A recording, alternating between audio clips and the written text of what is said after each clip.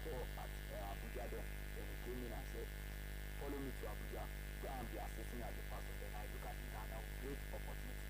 Then the other one came also from Lagos and said, follow me to Lagos. I was like, why is it that the two of you are coming at a time? I am Obi Chukwemeka Oti.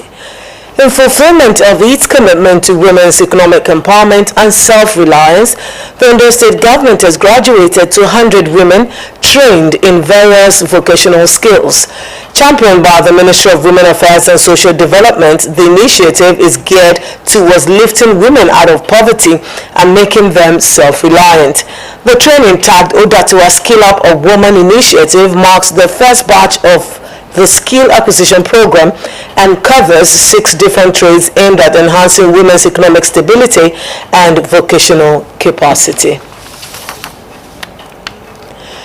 In a bid to enhance the meat industry in Ondo State, the Livestock Productivity and Resilience Support LPRES project has organized a capacity building workshop for butchers, meat sellers, and meat processors.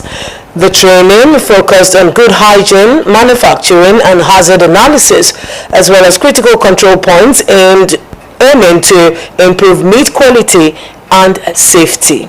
Our reporter, Sunday Adeoju, tells us more. The Ondo State Livestock Productivity and Resilience Support LPRES project has taken a significant step towards boosting the meat industry with a skills development workshop for butchers, meat sellers, and processors. This training focuses on good hygiene practices, good manufacturing practices, and hazard analysis and critical control points in all value chains, aiming to improve meat quality and safety. The workshop is part of the LPRES project effort to transform the livestock sector in Ondo State, targeting over 34,000 beneficiaries, including poultry, pig, sheep, and goat farmers, as well as processors and marketers. The state project coordinator, Mr. Olufemi Adeogun, emphasized that the training will enable participants to adopt modern practices, enhancing their productivity and resilience. The butchers, they need this type of training we are doing for them now, because knowledge is key and health is wealth. And if something is going wrong with what we are eating, then we will not be okay. If they go by what they have received in this training, things will be normal in the state.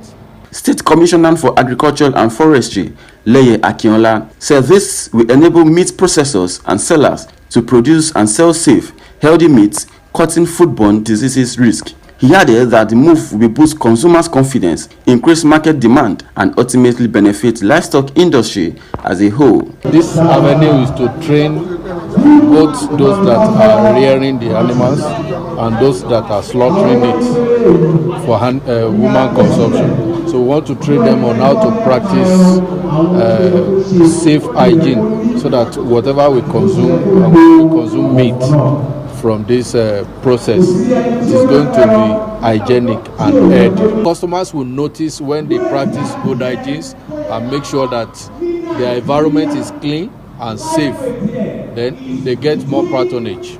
Chairman of National Butcher Association Ondo State Chapter, Sikiru Ayinde, acknowledged the efforts of LPRES project in educating and improving meat quality and safety. wọ́n kọ́ wa bá ṣe máa pa ẹran, wọ́n kọ́ wa bí wọ́n ṣe waste product yẹ bí ó ṣe máa lọ bí kọ́ta wa ṣe gbọ́dọ̀ rí bàbá pẹran àwọn ẹ̀jẹ̀ tó yẹ kí wọ́n kọ́ bọ́ọ̀tà ń bẹ̀ wọ́n kọ́ wa òkú ẹran wọ́n là gbọ́dọ̀ jẹ àwa náà sì ti mọ̀ tẹ́lẹ̀ pé ẹran tó bá ti kú tí ó bá ti gbá ní tí ó bá ti dú àgbọ́dọ̀ jẹ. The LPRES project has also established demonstration farms and farmer field schools in various locations, including Akure, Ikare, and Okitikupa, to promote modern livestock practices. The project initiatives are expected to have a positive impact on the state economy, improving the livelihoods of farmers and other stakeholders in the livestock value chain. Sunday, Adeyanju, Osrc News. The Ondo State government has unveiled a comprehensive program of activities to commemorate the 50th anniversary of the creation of the state, a historic milestone that marks 5 decades of growth, resilience, cultural pride, and progressive governance. The Secretary to the State Government, Dr. Taiwo Fashoranti, who is the chairman of the 50th anniversary, made the announcement of the activities after a meeting of the anniversary committee. According to him, the Golden Jubilee celebration has been carefully structured to combine reflection, thanksgiving, intellectual engagement, cultural expression, and statewide participation. Blessing Obi brings us details of the program. Activities to mark the 50th anniversary will commence on Thursday, 29th January 2026 with a World Press Conference at the Banquet Hall of the Government House. This will be followed by a Jumat service on Friday, 30th January 2026 at the Central Mosque, Akure. On Sunday, 1st February 2026, a Thanksgiving service will hold at St. Thomas Anglican Church, Isiko, Akure. On the anniversary day, Tuesday, 3rd February 2026, Governor Aiyedatiwa will address the people of the state through a state broadcast at 7 a.m. Later the same day, a state carnival event will take place at the Ondo State Sports Complex, Akure. The event will feature a carnival procession, the Sunshine Cultural Festival, mass choir performances, and other artistic displays. Major highlight of the anniversary is the public lecture scheduled for Monday, 2nd February at the Dome, Akure. The lecture, themed Ondo State Yesterday, Today and Tomorrow, will be delivered by Taiwo Oyedele, Chairman of the Presidential Fiscal Policy and Tax Reforms Committee. The Golden Jubilee activities will conclude with a gala and award night at the Dome, Akure, where heroes and heroines of the state will be honored. The chairman of the committee, Dr. Taiwo Fashoranti, said the vision of Governor Lucky Aiyedatiwa is to honor the state's past while firmly positioning Ondo State for a more prosperous and sustainable future.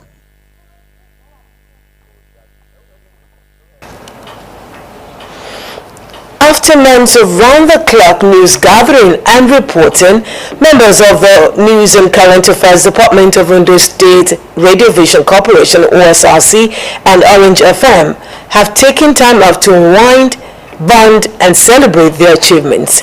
The department held an end-of-the-year get-together to reflect on the milestones recorded in 2025 and to honor staff who clinched various accolades at the 2025 Nigeria Union of Journalists NUJ Awards.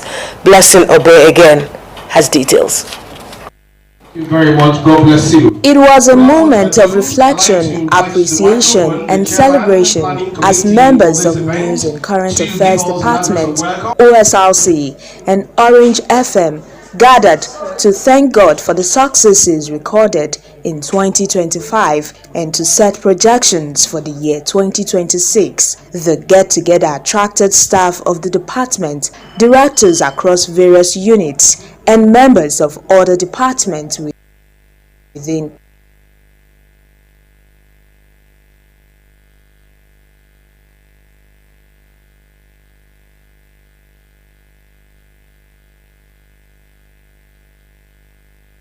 the corporation. Chairman of the Planning Committee, Kunle Ariyo, represented by Kemisola Ojomu, noted that the event was organized to give members a break from demands of the profession. We want to use the opportunity to learn, dine and wine together, and we'll continue to look for better opportunities in a place of work and outside here. Director of News and Current Affairs, Orange FM, Adebimpe Akindele, commended the Director General for his efforts at repositioning the corporation to meet global standards, while urging staff to remain diligent to their duties. To whom much is given, much is expected. And so, not taking the Director General kindness and fatherly gesture towards us for granted. We have to continue to do our work to ensure that things grow normally. In their goodwill messages, Other directors in the corporation praised the news department for its dedication and its round-the-clock efforts in delivering quality news to the public. Every day, starting from the morning till the night, they are always on the road. We also want to congratulate them because the newsroom has evolved. Things are getting better. Early in the morning, late in the night, we walk, and it's always good sometimes to come together to celebrate each and every one of us. We have to use this medium to employ some of us that are coming, especially the DAT, that you have to be a very, very hard working officer because it pays. To be on top of your game, you must not rest on your oars. You must search and come out with new ideas so that you can promote station. The highlights of the event was a presentation of 9 NUG awards won by staff of the corporation to the Director General of Osrc. Director of News and Current Affairs, Osrc, Taiwo Ibitoye, described the occasion memorable, reaffirming the department's commitment to upgrading the newsroom to meet global best practices. My junior colleagues won awards at the state level, despite the turbulent nature of last year. But we have to bring them down and present to the DGC, Kenneth Odushola Stevenson, who has been a father through his approach to administration. Today is just for us to take time out of our busy schedule and enjoy. Director General Osrc Kenneth Odushola Stevenson commended the department for its professionalism, urging them to continue delivering with passion. I must commend all the awardees, and I must commend all the backroom officers that made this possible. I hope you share it with them because we couldn't have done it without the backroom officers. For us at Osrc, I must thank you all, and let us lead with passion.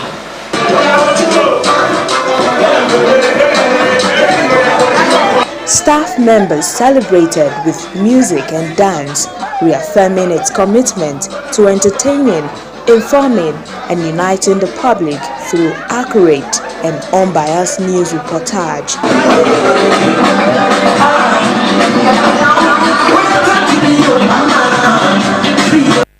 Blessing Obi, Osrc News.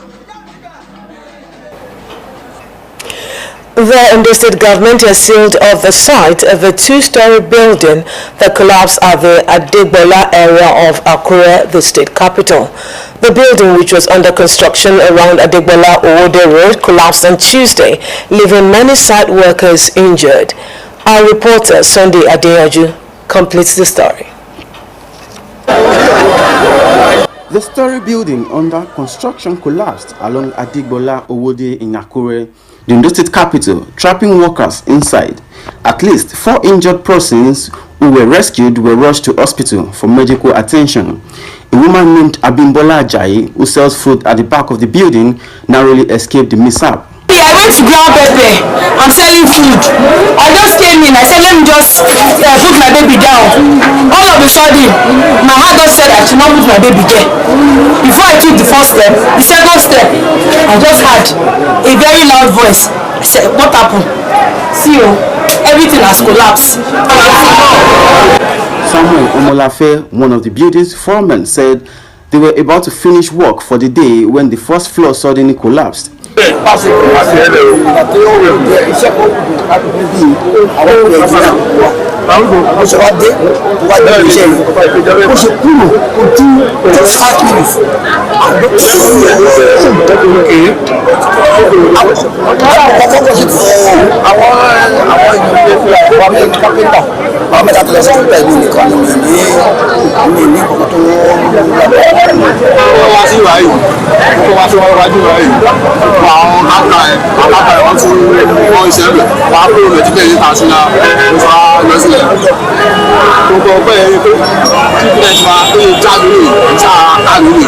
Commissioner for Physical Planning and Urban Development, Sunday Olajide, announced that the site be sealed off till after investigation. Try to find out, because this is an emergency now. We've seen this. The place is going to be condoned off, and we are going to look at the records. Who is the engineer and the records in the file of the owner of this property? The incident has raised concerns about building safety and enforcement of regulations in Nigeria. Emergency sectors, including rescue teams, arrived at the scene to inspect the situation and provide assistance. The injured workers are receiving medical attention as efforts are underway to ensure their safety. Sunday at Dinju, Osrc News. In a bid to strengthen traditional and institutional collaboration in healthcare delivery, the management team of the Federal University of Technology Akure Teaching Hospital has paid a courtesy visit to its community host, the Deji of Akure, Oba Aladetoyinbo Aladelusi, at his palace. The visit underscores the growing recognition of a vital role traditional institutions play in community health advocacy, social mobilization, and grassroots engagement, particularly in the promotion of modern healthcare services. Adewumi Taiwo reports.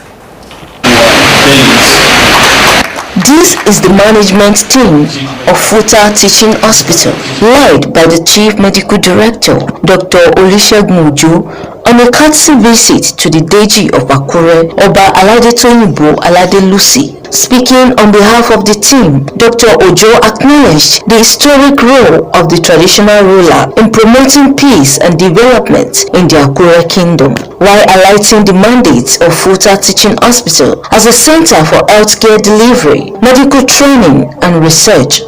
The Chairman Medical Director noted that community support and strong traditional leadership are critical to achieving these goals. Our hospital, we are stepping out to say that we want to be relevant to the community. Get go. We are going to be having regular engagement with the community. On two levels. First, to explain the services that we intend to offer, and to find out whether we are meeting the mark according to our agenda, to our mandate in the community. Responding, the Deji of Akure, Oba Aladetoyinbo Aladelusi, commended the leadership of Futa Teaching Hospital for the visit and the recognition accorded the traditional institution. He praised President Bola Tinubu's administration for establishing Futa Teaching Hospital in Akure and assured the team for his support and cooperation to ensure the hospital succeeds in its mission to provide quality healthcare services.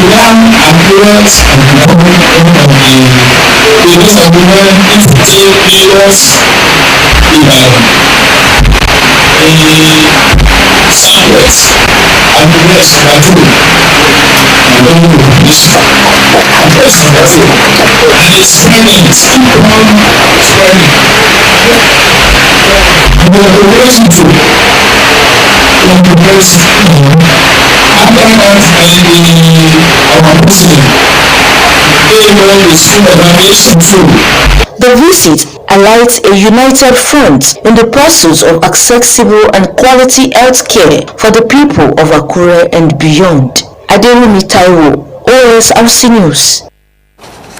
And that concludes Sunshine Report. Many thanks for watching. Good afternoon.